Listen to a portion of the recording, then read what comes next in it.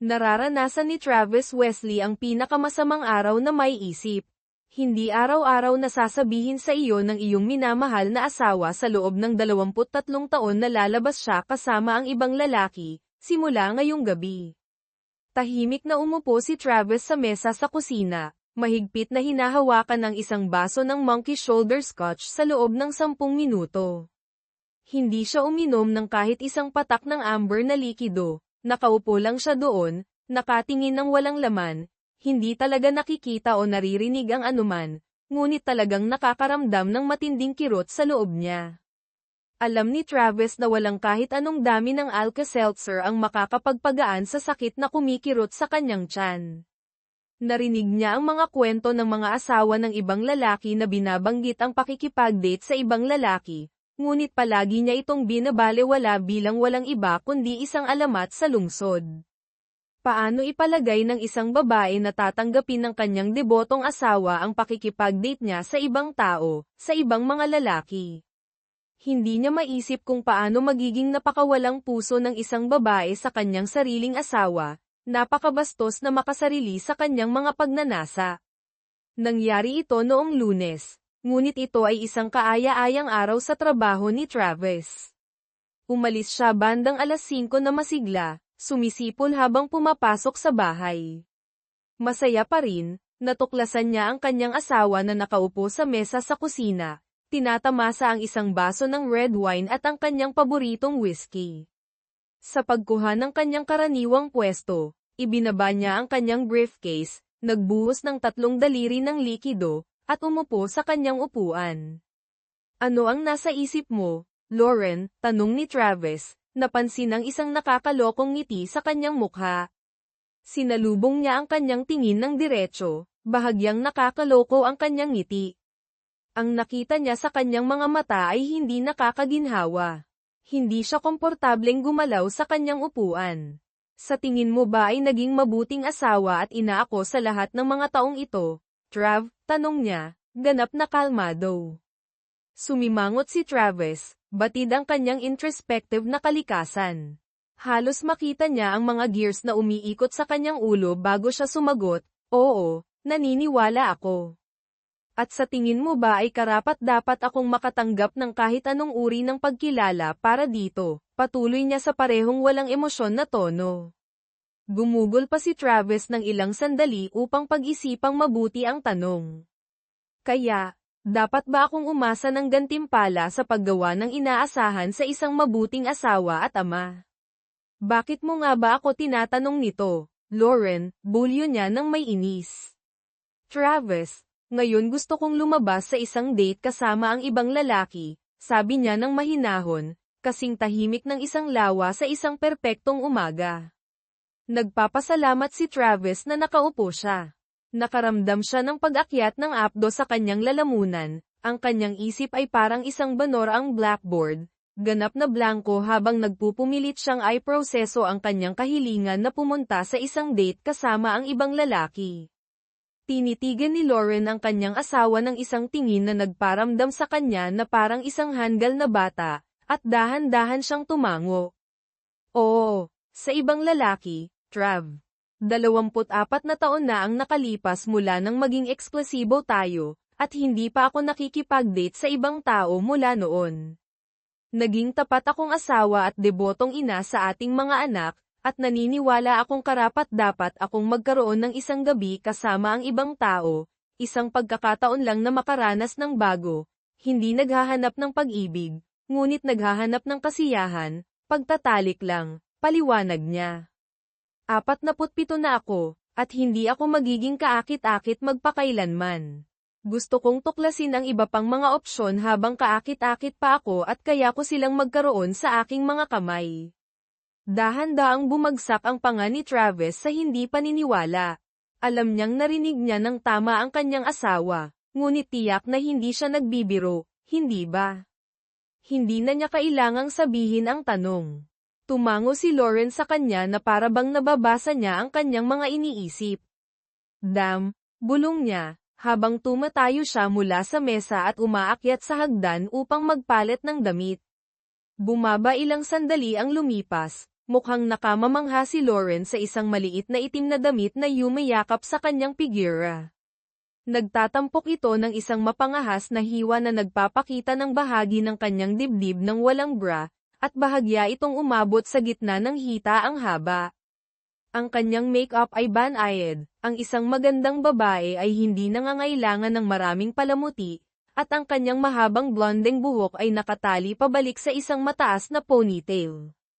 Ito ay isang tanawin na dapat masilayan.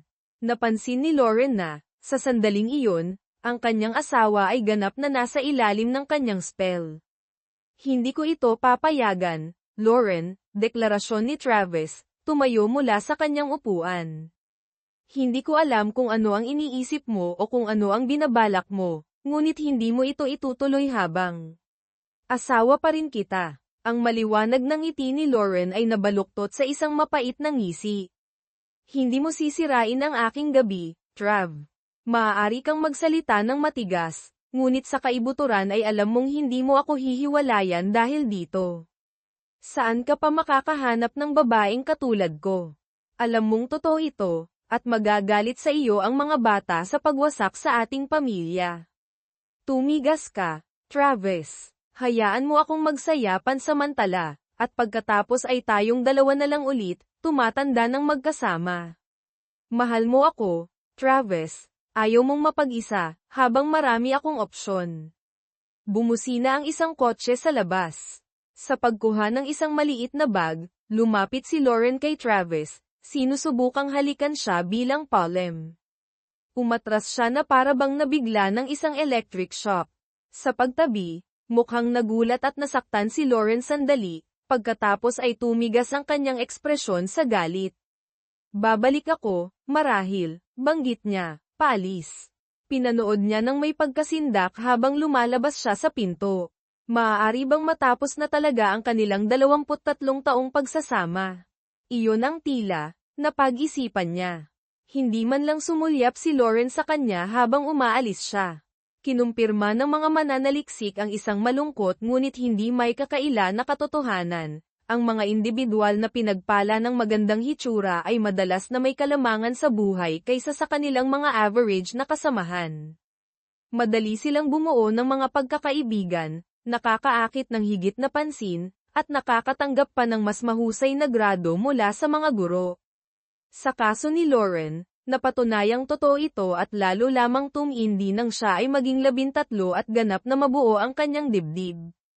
Mabilis niyang natutunan na ang isang kumpas ng kanyang mga pilikmata at isang ngiti ay maaaring manalo ng halos anumang lalaking gusto niya, at para sa mga lalaking nagpapahirap na makamit, pinagdiinan lamang niya ng kaunti ang kanyang pisikal na katangian, na tinatatakan ang deal.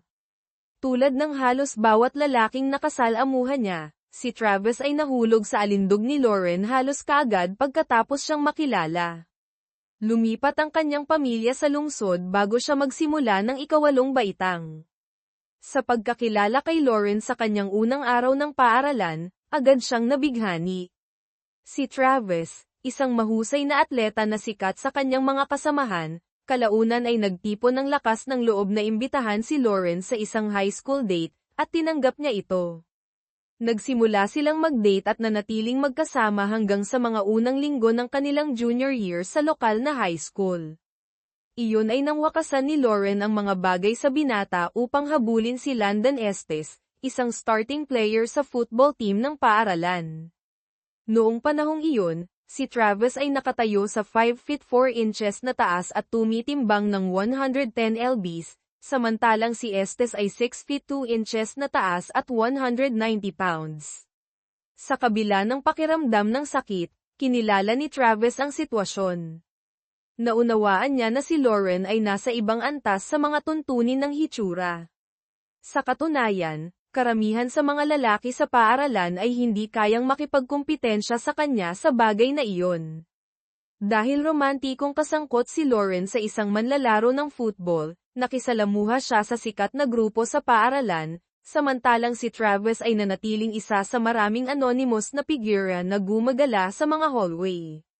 Nakipag-date siya at nakipagkaibigan sa ilang piling estudyante ngunit walang pakikipag-ugnayan kay Lauren noong mga taon niya sa paaralan. Napansin niya na sa mga bihirang pagkakataong nagtatagpo sila, tinrato siya nito na para bang isa siyang ganap na estranghero. Sa una ay nagalit dito, kalaunan ay tinanggap ito ni Travis. Sa kanyang senior year, si Travis ay lumaki ng 2 pulgada at nakakuha ng 40 pounds. Siya ay isang gwapo at atletikong binata, bagamat hindi siya gaanong kapantay ni Lauren, ngunit muli, iilan lamang ang nakagawa nito.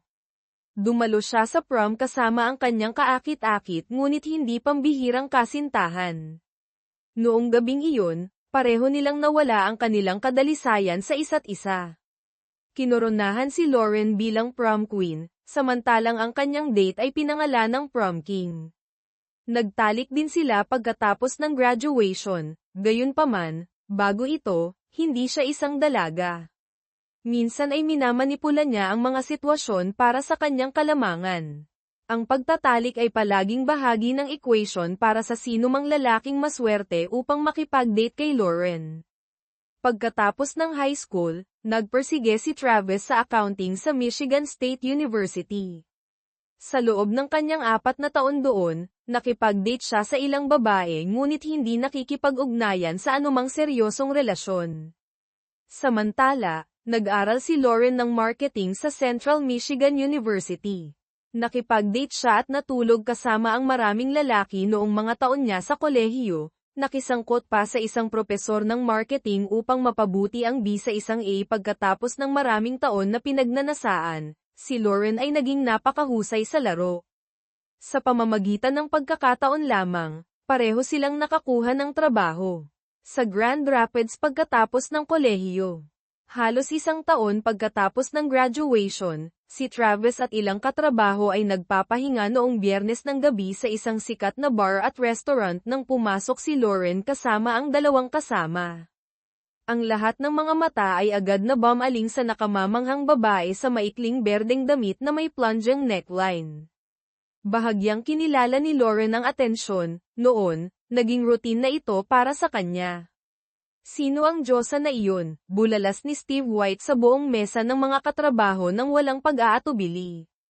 Agad na sumagot si Travis, mga ginoo at ginang, kilalanin si Lauren SS, Diyosa at ang aking middle school sweetheart. Ang bawat ulo sa mesa ay bumaling mula sa babae kay Travis, marami ang nagtataka sa sorpresa. Kilala mo siya? Tanong ng isa nang hindi makapaniwala. Napangiwi si Travis. Hindi gusto ang anumang atensyon na iginuhit sa kanyang sarili. Kami ay mga 14 na minsan. Nagsimula ang high school, naging invisible ako, at binaliwala niya ako sa loob ng 4 na taon, bulong niya ng tahimik. Kaya, mayroon ka bang anumang juicy stories mula noon? Biro ng isa sa mga babae sa mesa, na nagdulot ng pagtawa mula sa grupo. Nakuha nito ang atensyon ni Lauren at ng kanyang kaibigan sandali. Akala niya nakikilala niya ang isa sa mga lalaki sa mesa, ngunit hindi siya sigurado. Ang trio ay umupo sa malapit, kasama si Lauren na nakaharap sa mesa ng hindi gaanong pamilyar na lalaki. Dude, bakit hindi ka lumapit at bumati? Paghimok ni White. Halos naglalaway ka na, biro ni Steve. Si Casey Gardel, isa pang kasamahan, ay nagdagdag, nagpanggap siyang hindi niya ako kilala sa loob ng 4 na taon. Hindi ko maintindihan kung bakit niya ako maaalala ngayon, bulong ni Travis, tumatango bilang pagsang-ayon sa ilang iba pa. Samantala, pinagmasdan ni Lauren ang lalaki habang tinatamasa ang kanyang pagkain. Pagkatapos ay pumitik siya ng kanyang mga daliri at itinuro siya. Hindi matalino, pag-iingat ni Lauren sa isa sa kanyang mga kaibigan. Ang pagturo sa isang tao sa isang restaurant ay maaaring humantong sa problema sa ilang lugar. Hindi niya pinansin ang komento ng kanyang kaibigan. Babalik ako maya-maya, deklarasyon niya. Kailangan kong batiin ang isang lumang kaibigan. Halos tumalon si Lauren mula sa kanyang upuan at lumapit sa mesa ni Travis. Trav, hello. Tuwang-tuwa akong makita ka, bulalas ni Lauren habang papalapit siya sa kanya. Iminulat ni Travis ang kanyang mga mata sa kanyang mga kaibigan bago bumaling upang harapin ang kanyang dating kaklase ng may pilit na ngiti. Lauren, masaya akong makita ka. Tugon ni Travis, halos walang emosyon, tumatayo mula sa kanyang upuan. Isinara ni Lauren ang distansya sa pagitan nila at mahinang hinalikan si Travis sa mga labi, inilalagay ang kanyang mga kamay sa kanyang mga balikat. Nakaupo ang kanilang mga kasamahan sa hindi paniniwala. Si Travis din ay nagulat. Napansin ito ni Lauren at pinakitaan siya ng isang ngiti na hindi gaanong inosente. Naging komportable siya sa paglalaro ng larong ito, alam na hindi niya ito kayang gantihan. Bumalik tayo sa aming mesa, ipapakilala kita sa aking mga kaibigan, mungkahi niya, hinawakan ang kanyang kamay at halos hinihila siya. Ginugol niya ang karamihan ng gabi kasama si Lauren at ang kanyang dalawang kaibigan bago umalis. Kinuha ni Lauren ang kanyang telepono, idinagdag ang kanyang numero, at itinago ang kanya para sa sarili. Nakita ni Lauren na nakakaintriga na si Travis ay tila walang pakialam sa kanya. Ito ay isang bagong karanasan para sa kanya. Siya ay magalang sa restaurant ngunit hinati ang kanyang atensyon ng pantay sa pagitan niya at ng kanyang mga kaibigan sa buong gabi. Bagamat hinalikan niya ito ng ilang beses, hindi siya tumugon. Noong Lunes ng umaga, tinanong siya ng mga katrabaho ni Travis sa bar tungkol sa kanyang pakikipag-ugnayan sa nakamamanghang babae at nagulat nang ibunyag niyang nanatili lamang siya sa bar sa loob lamang ng 1 oras bago umuwi. Nakamamangha siya, ngunit wala siya sa liga ko ng mga 14 na antas. Naiintindihan ko, ungol niya. Hindi ko kailangan ang ganyang uri ng drama. Nakasalamuha si Travis ng isang katulad na pagkabalisa sa parking lot sa kanyang pinagtatrabahuhan 2 araw pagkatapos niyang umalis sa trabaho. Bumulong siya sa kanyang sarili nang makita siyang naghihintay sa tabi ng kotse, bagamat atubili niyang kinilala na, nakasuot ng isang sukat na masyadong maliit, nagpapalabas siya ng hindi may kakaila na alindog. Bakit hindi ka tumawag, Trav? Bulong niya ng mahina habang papalapit siya. Nilabanan ni Travis ang pagnanasang palawakin ang kanyang mga mata habang sinusuri niya ang figura ni Lauren na parang isang nagugutom na lalaki na nakasil. Well, hindi ko sinasabing hindi ako curious, pero hindi ko ipagkakanulo si Travis, sagot ni Lauren. Nitong mga nakaraang buwan, napansin niya ang pagbaba ng atensyon mula sa mga lalaki sa mga bar at restaurant, kung saan ang mga nakababatang babae ang madalas na nakakatanggap ng mga tingin na dati sa kanya nakatuon, na nagdulot ng pagdududa sa kanyang alindog.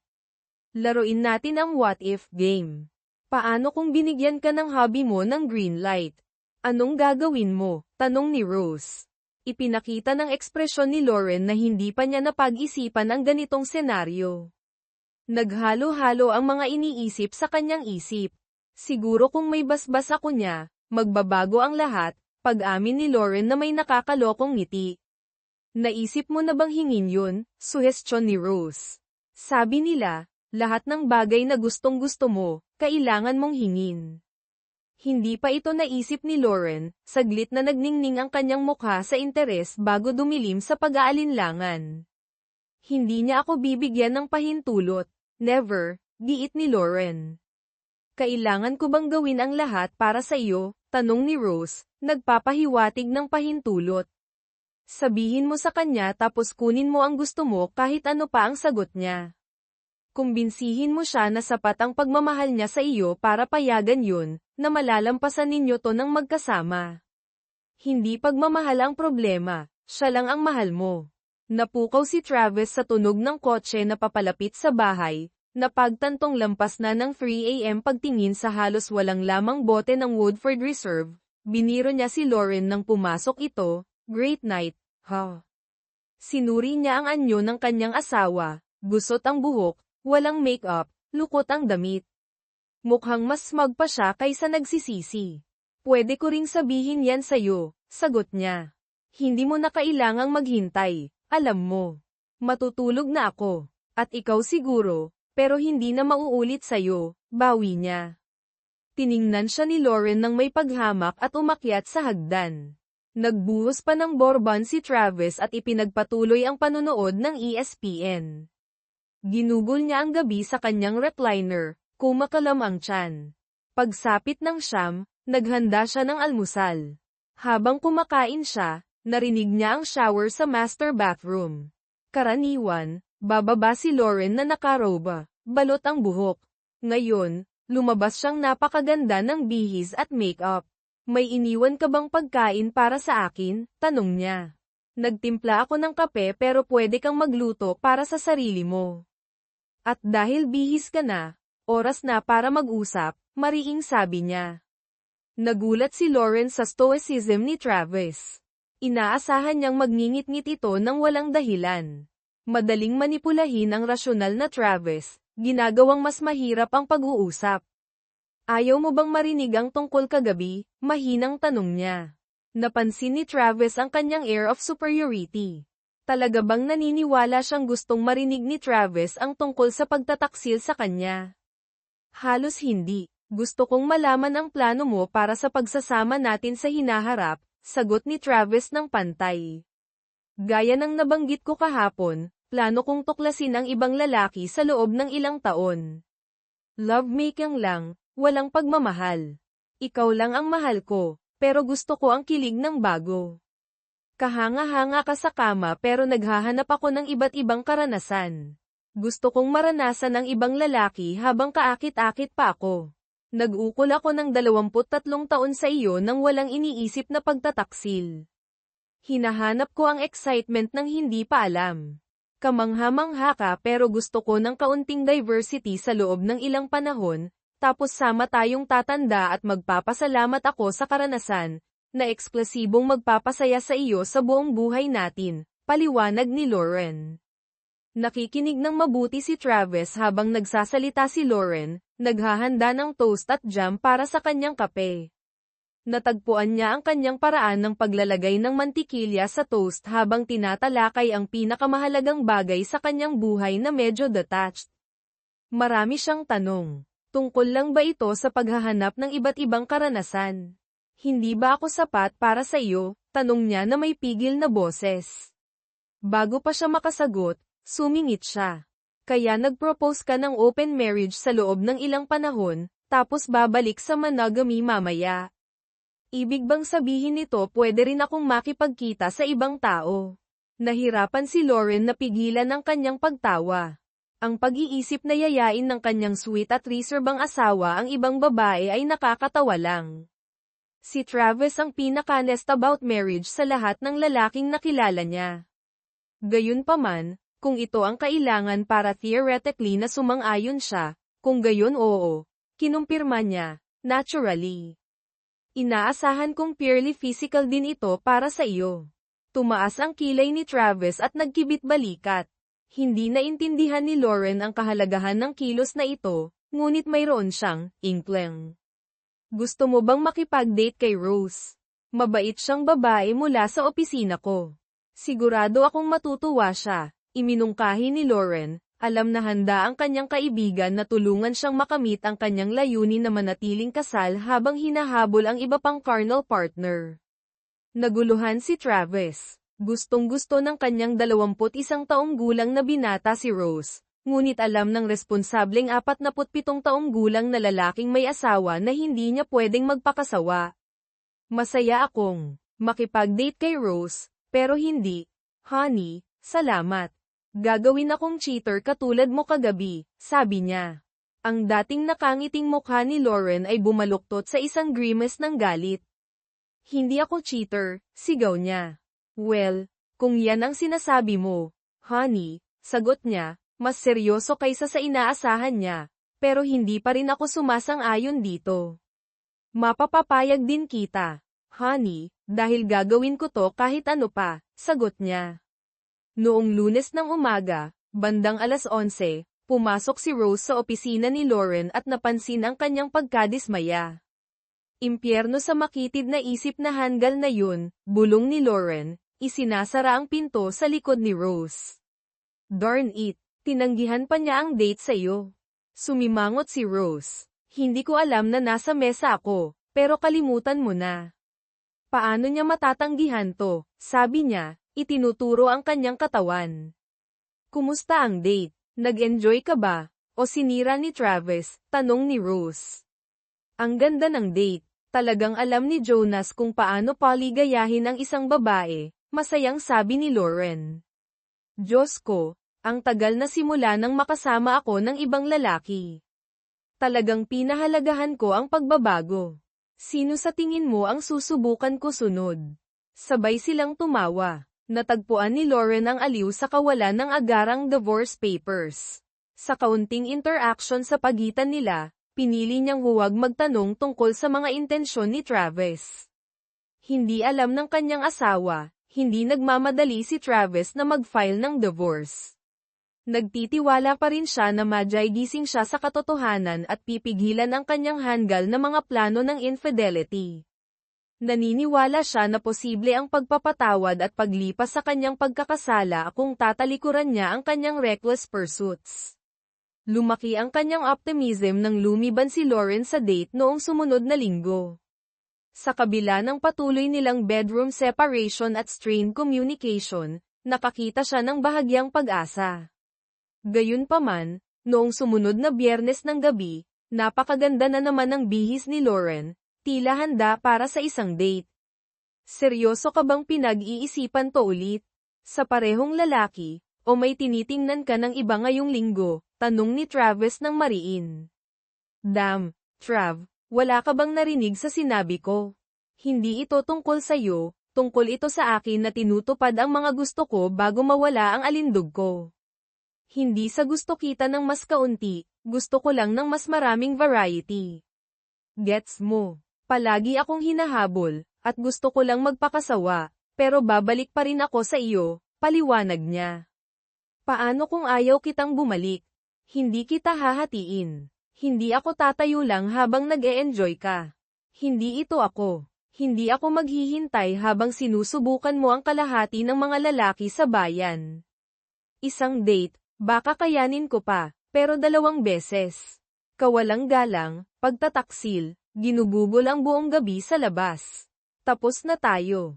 Hindi yan ang layunin ko sa Earth, sabi niya. Wah, wah, wah, wah, wah. Pang-aasar niya, kinikilos ang kanyang mga daliri. Ayaw mo akong mawala, hindi kailangang lahat o wala. Noong nakaraang linggo, inutusan ni Travis ang kanyang abogado na ihanda ang lahat ng kinakailangang dokumento, umaasa na hindi nakakailanganin ang mga ito. Balak niyang tawagan ang kanyang asawa noong Lunes ng umaga, ngunit kailangan muna niyang ipaalam sa kanyang mga anak na babae.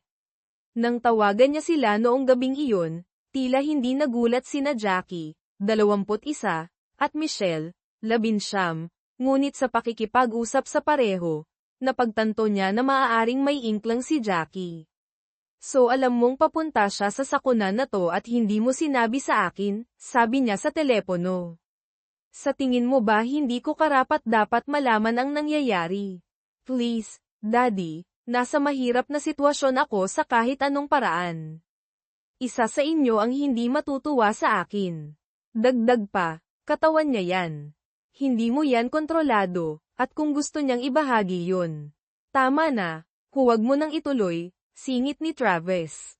Naiintindihan ko na inilagay ka niya sa mahirap na sitwasyon, pero huwag mong sabihin sa akin na pwede niyang gawin ang gusto niya sa katawan niya kahit kailan niya gusto, dahil katawan niya to.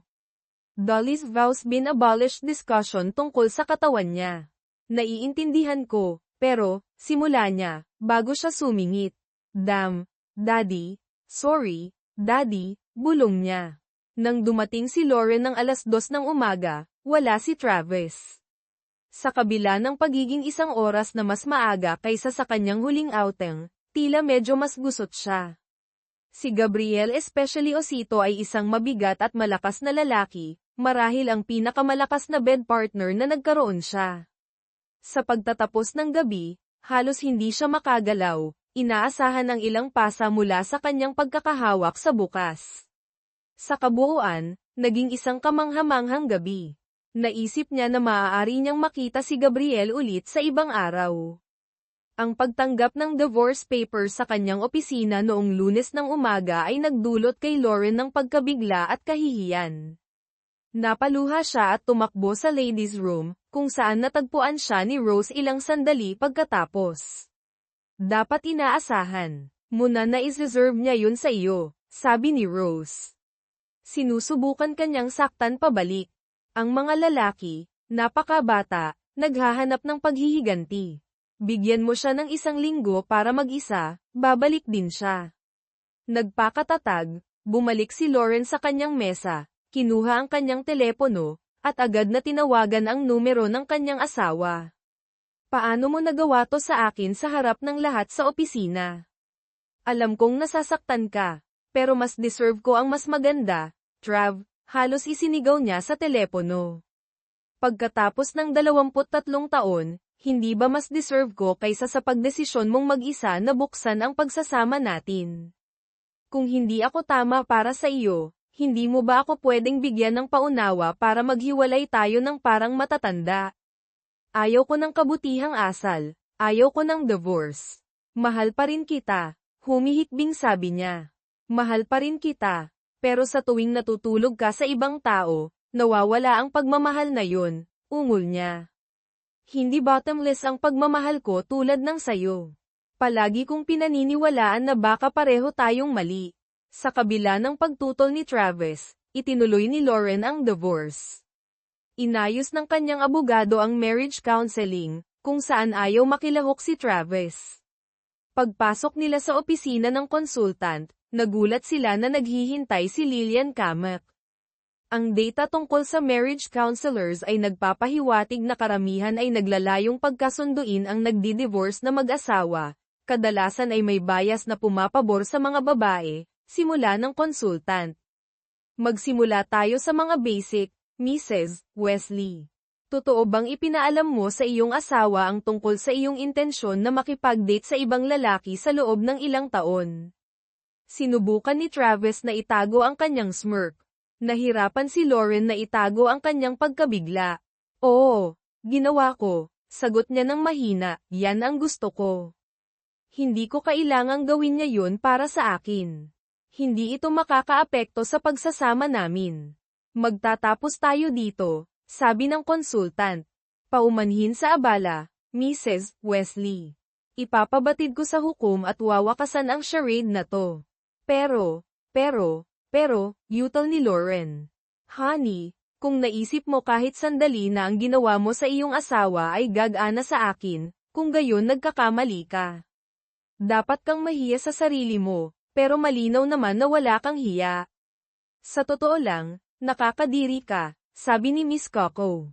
Sa sumunod na buwan, ilang beses na nakipag-ugnayan si Lauren kay Travis araw-araw habang naninirahan siya sa isang maliit na apartment malapit. Hindi niya pinansin ang kanyang mga tawag at text. Sa kalaunan, humingi siya ng tulong sa kanilang anak na babae, na nag-udyok sa kanila na tawagan siyang, Dad. Mahal mo pa rin siya. Kung tumigil siya sa pakikipagkita sa ibang lalaki, muling isasaalang-alang mo, tanong ni Michelle sa isa sa mga pag-uusap na ito. Ginagawa pa rin niya yun, kahit pagkatapos kong mag-file, tanong ni Travis, nanginginig ang boses. Sumunod ang katahimikan, na nagkukumpirma sa kanyang mga hinala. Hindi na tumawag ulit si Michelle o hinimok siyang makipagbalikan. Nagulat si Travis kung gaano kabilis kumalat ang balita tungkol sa kanyang divorce, lalo na sa mga babaeng single sa trabaho. Ilang babae ang nagpahayag ng pakikiramay sa kanyang mga problema sa pag-aasawa, kabilang ang mga mutual friend niya at ng kanyang asawa. Hindi naive si Travis, nakilala niya na hindi lahat ng kanilang pakikiramay ay puro maawin.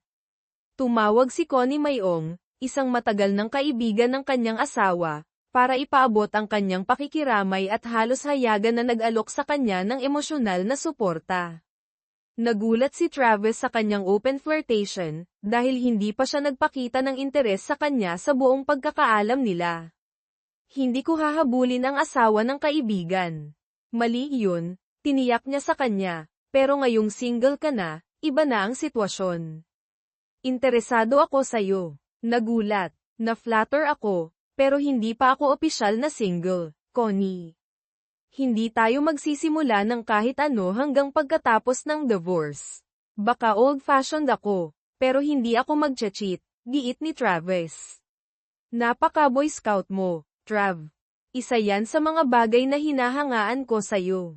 Pwede mo ba akong iset up sa isang date kapag malaya ka na? Tanong ni Connie. Siyempre, sumang-ayon si Travis, pero ayaw kong gambalain ang pagkakaibigan mo kay Lauren. Magkaibigan na kayo sa loob ng maraming taon. Pinahahalagahan ko ang pag-aalala mo, pero hindi ko dapat palampasin ang pagkakataon dahil lang hindi karaniwan to, sagot ni Connie. Baka tawagan kita kapag wala na akong tali, biro ni Travis. Si Connie, isang kaakit-akit na Asian na babae na nakatayo sa 5 feet 2 inches na may toned na pangangatawan at abot baywang na itim na buhok, ay tiyak na kaakit-akit kay Travis, na nakita na nakakagulat na nagpakita siya ng interes sa kanya. Totoo sa kanyang salita, tinawagan ni Travis si Connie sa araw na natapos ang kanyang divorce. Lumabas sila para kumain at sa isang lokal na jazz club noong Sabado ng gabi. Napansin ni Connie ang pagkabahala ni Travis at nagkomento tungkol dito. Pakiramdam ko teenager akong clueless, pagtatapat niya. Mahigit 26 na taon na simula nang makipag-date ako sa iba maliban kay Lauren. Sinabi mo ba sa akin na ang contraceptive sa wallet mo ay pareho pa rin ng huling date mo bago kay Lauren? Tukso niya. Dapat ba nagdala ako? Damn, hindi ko man lang naisip. Well, talagang wala na ako sa practice, pag-amin ni Travis. Sa pagtatapos ng gabi, hinalikan siya ni Connie ng marahan, na nagdulot sa kanilang pareho na maging masaya. Nangako si Travis na tatawag ulit. Ang pag-alis ng kanyang wedding ring sa araw na natapos ang kanyang divorce ay tila hindi mahalaga kay Travis. Ngunit malinaw na malaki ang naging epekto nito sa mga babaeng single. Napansin ng ilang babaeng coworker ang kawalan ng kanyang singsing at nagkomento tungkol dito, na humantong sa kapansin-pansing pagtaas ng flirting sa opisina. Ito ay hindi pa nararating na teritoryo para kay Travis, at isang araw noong tanghalian, nagtiwala siya sa kanyang matalik na kaibigan sa trabaho tungkol sa biglaang atensyon. Wow! Napakaraming nakamamanghang babae sa opisina na to. Paano ko hindi napansin to dati, sabi ni Travis. Ikaw, kaibigan, ang epitome ng isang henpecked na lalaki, sabi ni Robert Ardido. Masyado kang nahuhumaling sa kanya kaya hindi mo man lang nakita ang ibang mga babae na kaakit-akit. Oo naman, maganda siya, pero hinayaan mo siyang kontrolin ka, at baka bahagi yun ng problema. Palagi siyang sinusubukan ng mga hangganan.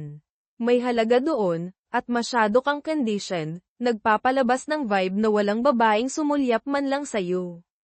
Sa unang buwan pagkatapos ng divorce, nakipag-date si Travis sa 4, 2 kay Connie. Bagamat hindi pa siya natutulog sa alinman sa kanila, hindi yan ang layunin niya. Pagsapit ng 2 buwan, mataas pa rin ang demand, at natulog siya sa 2 babae.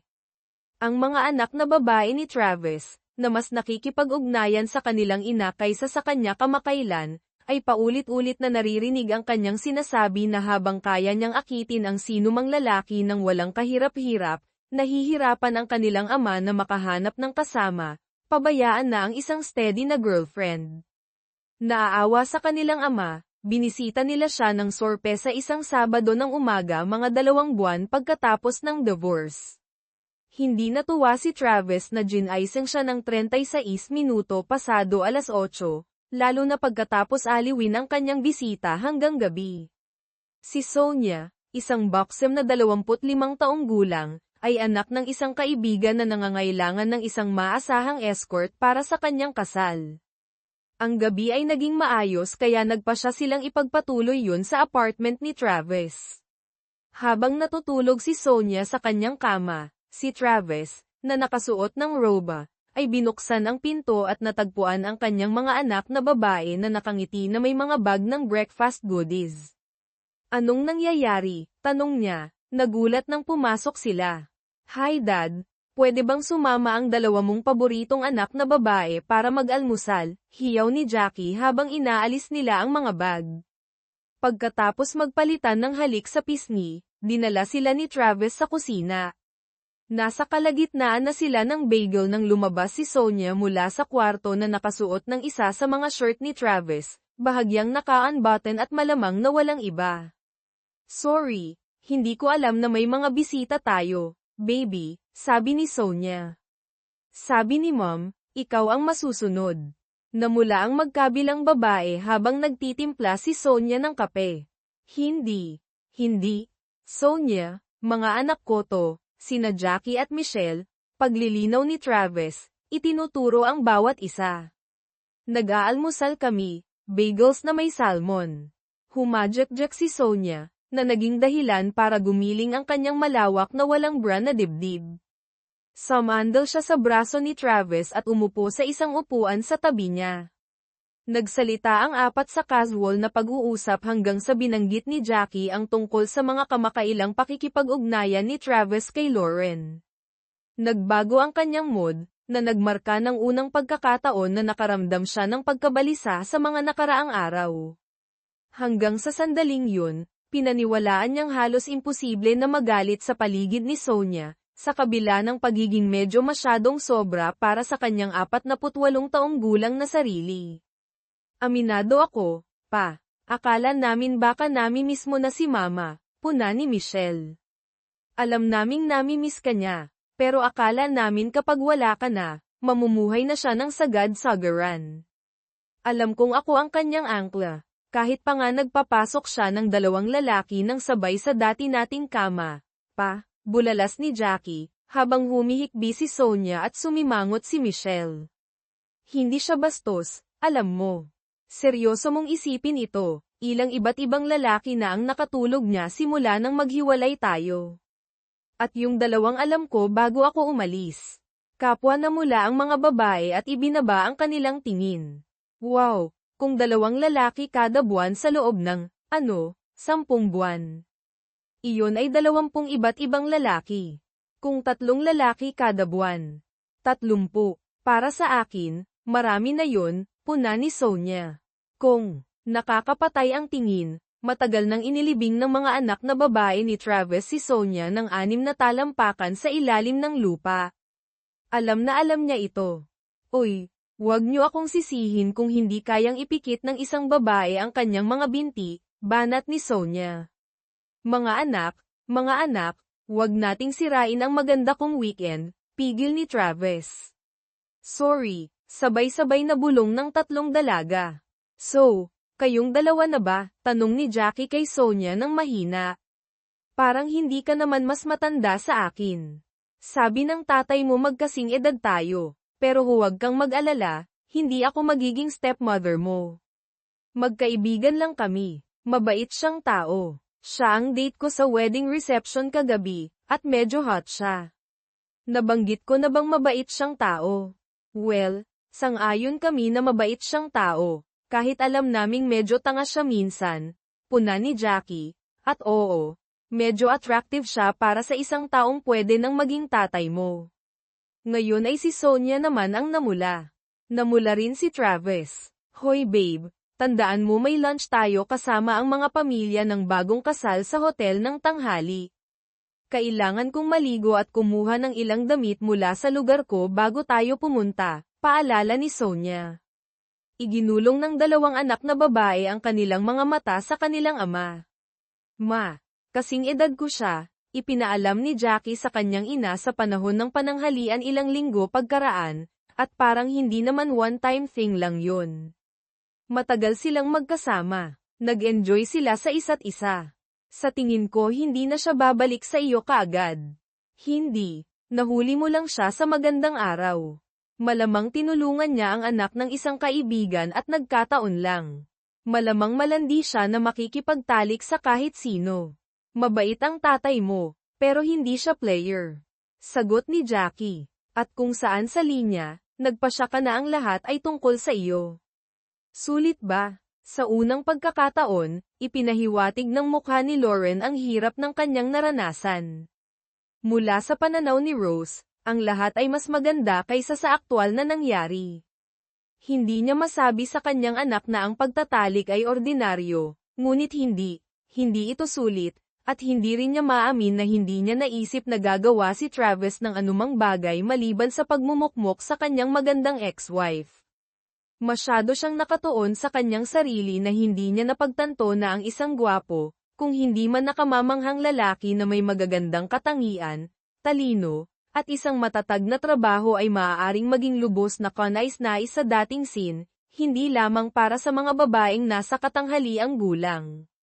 Alam niya na ang post-divorce Travis ay nakipag-date sa ilang babae, kasama na ang kanyang matandang kaibigan na si Connie, at ngayon sa ilang bata, malandi na babae na pareho ng edad ng kanilang panganay na anak na babae. Sa halip na magmukmak sa bahay, nagpunta siya sa mga date na parang isang solong 20 taong gulang at nakakuha ng higit na pansin kaysa sa nararapat sa kanya. Nang matuklasan niya na ang kanyang kaibigan ay nakikipag-date sa kanyang ex, itinago niya ito sa kanyang sarili, sa pag-aakalang ito ay dahil sa awa, ngunit nang mangyari ang pangalawang date, kinumpronta niya si Connie ng pribado, na ang kanyang boses ay kapansin-pansing tumaas. Akala ko magkaibigan tayo, Connie, bulalas ni Lauren. Dapat sinusuportahan mo ako. Kailangang suportahan ng mga babae ang isa't isa. Pero hindi ka naman sinaktan ni Travis, Lauren. Mabait siyang tao, kamangha-mangha pa nga. Siya ang lahat ng hinahanap ko sa isang lalaki. Bakit hindi ako dapat makipag-date kay Trev? Pumipila ang mga babae para sa kanya. Prime dating material siya, at isa siyang tunay na gentleman. Dagdag pa, mahusay siya sa kama. Makikipag-date ako sa kanya kahit kailan niya hilingin. Paano mo maitataboy ang ganoong klaseng catch? Tumayo si Lauren ng tahimik, nakanganga sa kanyang kaibigan. Nagsisimula na siyang mapagtanto na ang kanyang pagkakamali ay lumalaki. Mahal niya si Travis at kinamumuhian niya ang pagbalik sa isang walang laman na bahay araw-araw, na kinatatakutan ang pagtulog ng mag-isa sa gabi. Si Travis, sa kabilang banda, ay hindi naisip na magiging ganito kabala ang kanyang buhay. Makukontento na sana siya sa kanyang dating, makamundong gawain, ngunit bukod doon, maganda ang trato sa kanya ng buhay. Nakapagpapabusog ang trabaho at masigla ang kanyang buhay panlipunan. Nag-enjoy siya sa pakikisama sa mga babae ng iba't ibang edad, na marami sa kanyang mga date ay humahantong sa pagiging malapit. Hindi siya aktibong naghahanap ng pangmatagalang commitment, ngunit natutuwa siya sa pagkakaiba-iba. Higit pa sa buhay kaysa sa pagiging kasal sa isang magandang babae. Si Mara Goodlang ay naglaro ng hanggang balikat na kulay pilak na buhok na may mga streaks ng lila, na hinayla pabalik sa isang nakapusod sa ilalim ng kanyang Chicago Cubs baseball cap. Ang kanyang masikip na asul na Cubs t-shirt ay nagpatingkad sa kanyang malaking dibdib, habang ang kanyang mapusyaw na asul na Levi's ay humalik sa kanyang figura na parang sa isang 20 taong gulang, sa kabila ng pagiging 60 taong gulang. Nakaupo sa kaliwang larangan ng bleachers sa Wrigley Field, nakakuha siya ng higit pa sa kanyang patas na bahagi ng pansin.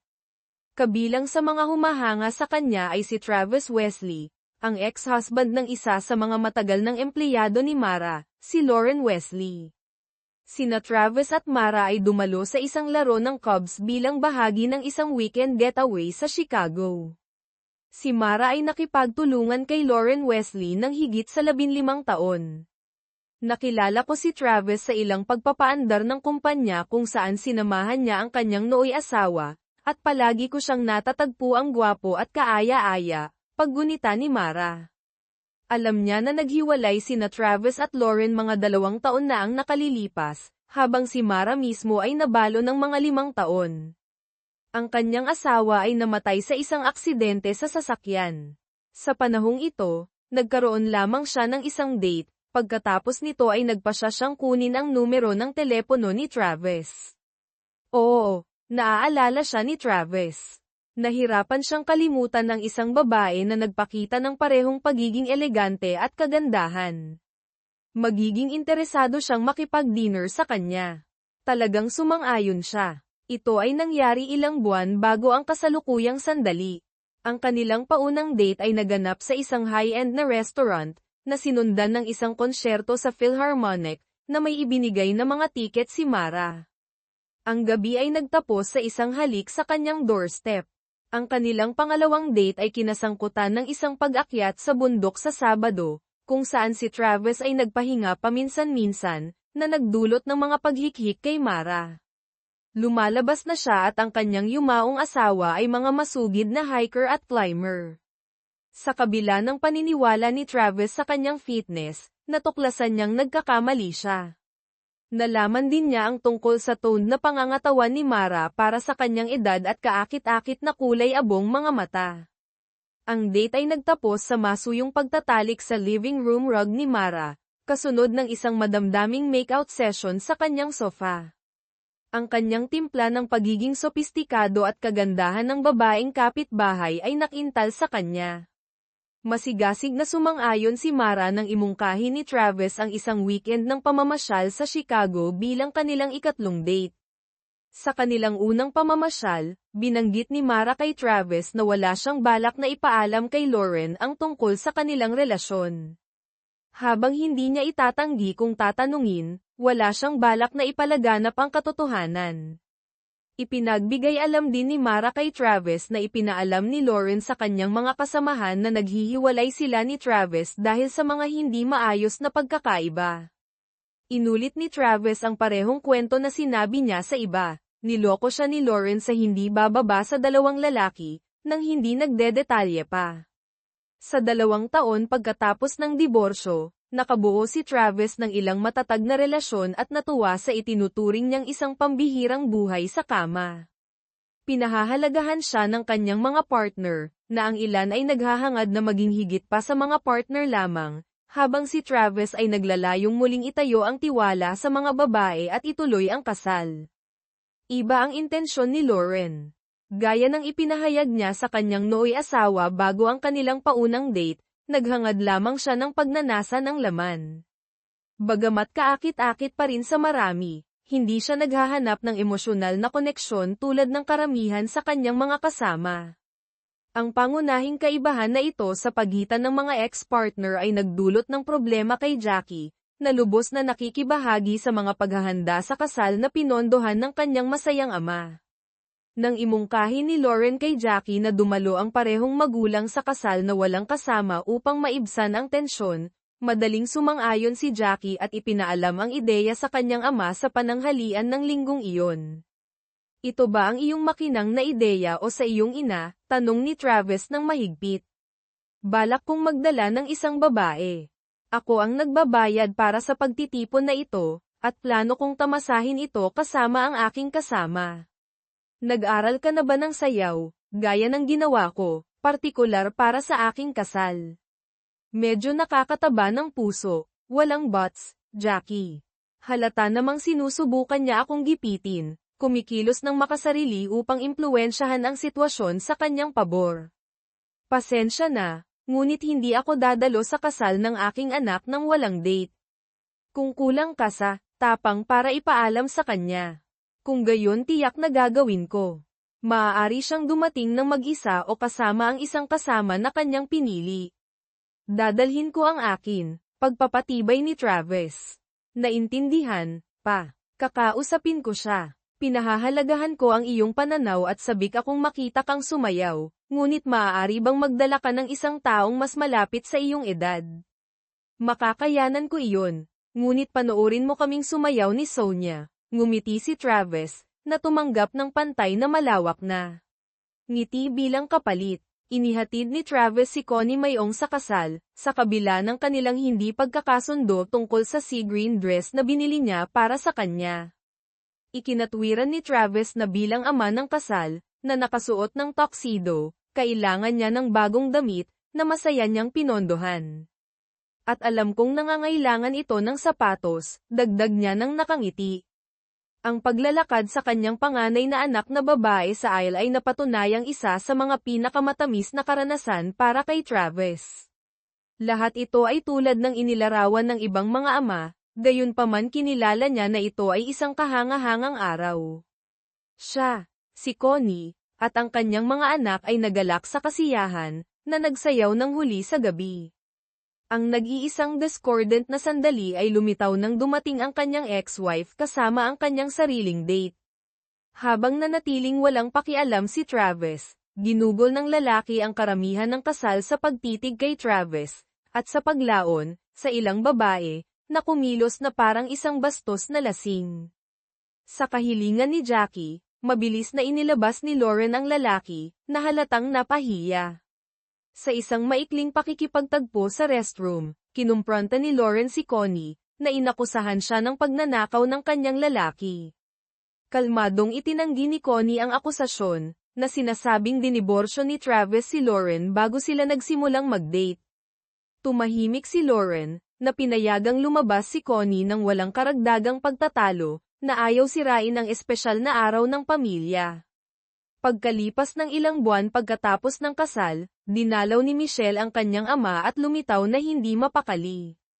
Pinagmasdan siya ni Travis sa loob ng ilang sandali bago magtanong, "Okay, Mitch, anong problema? Parang balisa ka buong gabi." Namula ng husto si Michelle at nagsimulang mautol. Nararamdaman ni Travis na may mali. Pa, alam mo minsan pinag-uusapan ni Mama ang pakikipagkasundo sa iyo, tungkol sa pagbawi sa iyo kapag tumigil na siya sa pakikipagkita sa ibang mga lalaki. Nagkaroon ba kayong dalawa ng anumang pagiging malapit o anumang bagay? Tanong niya. Hindi mo pakialam ang aking personal na buhay, binibini, sagot ni Travis. Ngunit hindi ako nakipagtalik sa iyong ina. At ano, well, ang bagay kasi, may STD siya, pa. Narinig ko ang kanyang pag-uusap kasama ang kanyang mga kaibigan, at binanggit niya na mayroon siyang syphilis, pahayag ni Michelle ng tahimik, na iniiwasan ang tingin ng kanyang ama. Nagulat si Travis, pagkatapos ay nalungkot, habang pinapanood siya ni Michelle mula sa sulok ng kanyang mata. Sa palagay ko sinasabi mo sa akin dahil nag-aalala ka sa akin, sabi ni Travis, ngunit karaniwang protocol na ipaalam sa lahat ng potensyal na partner ang tungkol sa sakit upang makapagpasuri sila. Hindi ko alam iyon. Nag-aalala lang ako sa iyo, pa, sagot niya. Alam kong nakikipagkita pa rin si Mama sa ibang mga tao. Binabalaan ako ng ilan sa aking mga kaibigan na medyo malandi siya. Palaging awkward kapag sinasabi sa iyo ng isang kaibigan na hindi perpekto ang iyong ina. Pagkalipas ng ilang araw, nakatanggap si Travis ng isang nakakagambalang tawag mula kay Mara. Natanto niya na ibinabahagi niya ang mga alalahanin ni Michelle, malamang na nag-aalala rin tungkol sa kanyang sariling kalusugan. Kung iniisip mo kung nakipagtalik ako sa aking ex, ang sagot ay isang malaking hindi, tiniyak ni Travis. Maniwala ka sa akin, Mara, naiintindihan ko ang iyong pag-aalala, ngunit hindi ko makontrol ang mga aksyon ng aking ex, scandal, ang pinakamababang salitang narinig ko tungkol sa kanya kamakailan, puna ni Mara. Sa mga nakalipas na buwan, ang kanyang mga extracurricular activities ay naging sideline gossip. Tila sa haba ng kanyang pagiging single, lalo niyang binababa ang kanyang bantay. Ginagamit ni Lauren ang kanyang katayuan bilang leverage upang makuha muli si Travis. Nasisiyahan sa kanyang nakaraang mga karanasan, 6 na buwan pagkatapos ideklara na gumaling, binalak niya ang kanyang muling pagsasama. Nagtataglay pa rin siya ng ilang sama ng loob kay Travis sa pagsisimula ng kanilang diborsyo, na hindi ang kanyang orihinal na intensyon. Ipinapalagay niya na hindi maglakas loob na diborsyuhin siya ni Travis, na iniisip na hindi malamang na makakahanap siya ng isang taong kasing talento niya. Maaaring nagtagumpay ang kanyang plano kung hindi hinabol ng ibang mga babae si Travis. May tiwala sa kanyang pang-akit, hindi niya maisip na si Travis ay nabighani sa iba. Alam kong mahusay siya, ngunit hindi ba nakikita ng mga babaeng ito na hindi siya nasa antas ko? Panaghoy niya kay Rose isang gabi habang sumisip-sip sila ng margaritas na naghihintay sa kanilang mga date. Hinikayat ni Rose ang pamumuhay ng kanyang kaibigan, na minamaliit ang lalim ni Travis. Umaasa na magmumukmok si Travis habang nag-e-enjoy siya, pinapanatili ni na Lauren at Rose ang mga tab kay Travis pagkatapos ng ultimatum, upang lamang matagpuan na ang kanyang buhay sa kama pagkatapos ng diborsyo ay katunggali ng kanyang. Kung magiging tapat si Lauren, maaari niyang aminin na ang emosyonal na katuparan ng kanyang ex-husband ay tila nakahihigit. Habang talagang nasisiyahan si Travis sa mga date, ikinulong ni Lauren ang kanyang sarili sa kanyang bilog, bagaman walang pagiging malapit. Pagkatapos ng kanyang STD scare, Napansin niya ang isang matagalang lol. Siguro oras na para magsama silang muli ni Travis, pag-iisip niya. Nagulat si Travis sa boses sa kabilang dulo ng linya. Halos 2 taon na niyang hindi nakakausap ang kanyang ex-wife. Isa sa kanyang mga anak na babae ang dapat na nagbigay sa kanya ng kanyang bagong numero ng cellphone. Habang hindi niya sila pinagbawalan sa paggawa nito, nilinaw niya na hindi niya nakikita ang pangangailangan para sa direktang komunikasyon sa kanya muli. "Hi, Trev," huni niya sa kanyang pinakamatamis na tono. "Sa tingin ko oras na para mag-usap tayo. At akala ko sumang-ayon tayo na hindi mag-uusap hanggang sa magpakasal ang lalaki, ngunit dahil hindi pa iyon nangyayari, baka bumalik tayo sa pananahimik," sagot ni Travis. Parehong Travis pa rin, sinusubukan pa ring itanggi na mahal mo ako, ngunit sa kaibuturan, alam mong gusto mo akong bumalik, pagpupumilit niya. Parehong Lauren pa rin, sagot niya. "Akala mo pa rin umiikot sa iyo ang lahat. Tingnan mo, Trav, alam kong galit ka pa rin sa akin, pero talagang mahal kita. Siguro dapat niloko na lang kita at itinago, pero magiging mapanlin lang iyon," pag-amin niya. "Loko pa rin iyon, Lauren. Dahil lang sinabi mo sa akin na gagawin mo ito ay hindi ito nagiging mas hindi totoo. Ginawa mo ito dahil akala mo hindi kita iiwan. Sa tingin mo ba maliit lang ako?" sabi ni Travis. "Alam kong iniisip mong 10 ka. Impyerno, 12, ngunit lampas doon maganda ka. Hindi ko kailangang manirahan sa iyong anino. Ipinakita sa akin ng mga nakalipas na taon na higit pa ako sa asawa ng isang magandang babae. Gusto ng ibang mga babae ang maya-alok ko at handang bumawi ng emosyonal. Ang aking mga nakalipas na taon ay naging kahanga-hanga.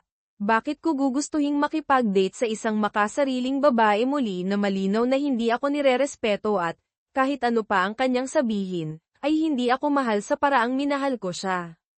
Mahal, sa nakaraang panahunan, pagtatapos niya. Pagkatapos ibaba ang telepono, bumaling si Travis sa babae sa tabi niya. "Handa na para sa round 2, tanong niya kay Sonia. Sa huli ay natagpuan ni Sonia ang kanyang soulmate at pinakasalan siya, ngunit patuloy na nakipagrelasyon sina Connie at Mara kay Travis. Mahal niya silang dalawa sa kanyang sariling paraan, ngunit hindi na muling nagpakasal.